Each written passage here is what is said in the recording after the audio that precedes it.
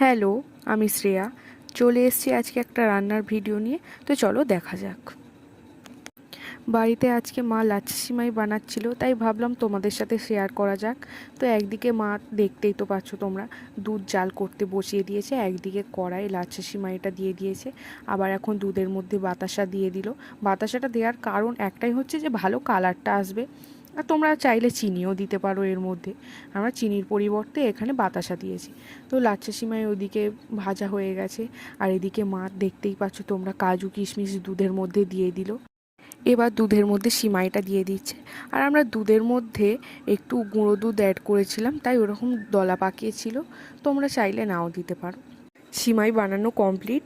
এটা কিন্তু খেতে ভালো হয়েছিল। তোমরাও বাড়িতে বানিয়ে খেও। তো দেখা হবে পরের ভিডিওতে। টাটা।